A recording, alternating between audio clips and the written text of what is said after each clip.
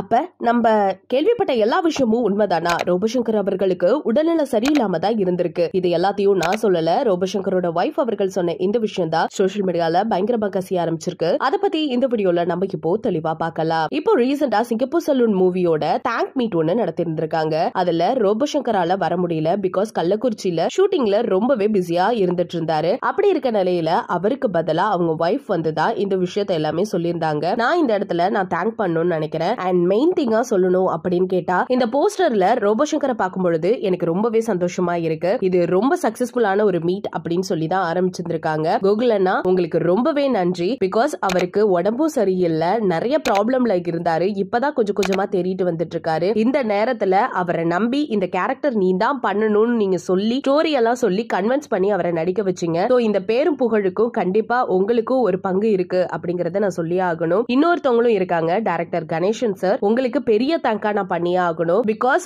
நம்ம கோகுல் அண்ணாவை பொறுத்த வரைக்கும் அவர் மேல இருக்க பாசத்தினால கண்டிப்பா இந்த ரோல்ல நடிக்கணும் அப்படின்னு கூட சொல்லியிருந்திருக்கலாம். ஆனா நீங்க இந்த கேரக்டருக்கு வேற ஏதாவது ஒரு காமெடியனுக்கு வழிவகுத்து இருந்திருக்கலாம். ஆனா அதெல்லாம் பண்ணாம ரோபோ நடிச்சா கரெக்டா இருக்கும் அப்படின்னு நீங்க சொல்லி அந்த படத்துல அவரை நடிக்க வச்சீங்க. இன்னைக்கு இவருக்கு இவ்ளோ பெரிய பேர் புகழ் இருக்கு அப்படிங்கும் போது என்னால நம்பவே முடியல. ரொம்ப சந்தோஷமா இருக்கு. உங்களுக்கும் என்னோட மனமார்ந்த நன்றி அப்படின்னு சொல்லியிருந்திருக்காங்க. முக்கியமா இன்னொரு கேரக்டரும் இருக்காங்க, கோ ஆக்டர்ஸ். முக்கியமா பாலாஜியா இருக்கட்டும், மகளியா இருக்கட்டும், நீங்கெல்லாம் இல்லைன்னா கண்டிப்பா இந்த டீம் இல்லாம இருந்துச்சுன்னா இன்னைக்கு ரோபோசங்கரால இவ்வளவு பெரிய வெற்றியை சந்திச்சிருக்கவே முடியாது. Special thank Sathyaraj sir. நீங்க வேற லெவல் ஒரு ஆக்டரா இருக்கும் பொழுது ரோபோசங்கருக்கு நீங்க ஒரு ஸ்பேஸ் கொடுத்ததுனாலதான் இன்னைக்கு அவரால் ஆக்ட் பண்ணவே முடிஞ்சிச்சு. அது மட்டும் இல்லாம ஃபர்ஸ்ட் ஹாஃப் பார்த்த எல்லாருமே ரோபோசங்கர் அவர்களும் சத்யராஜ் அவர்களும் நடிச்சிருக்கிறது சூப்பராவே இருக்கு அப்படின்னு தான் ரிவ்யூ கொடுத்திருந்திருக்காங்க. சோ உங்களுக்கு நான் தேங்க்ஸ் சொல்லியே ஆகணும். தேங்க்யூ சத்யராஜ் சார் அப்படின்னு சொல்லியிருந்திருக்காங்க. அண்ட் ஃபைனலி இந்த ஊடகத்துறையில இருக்க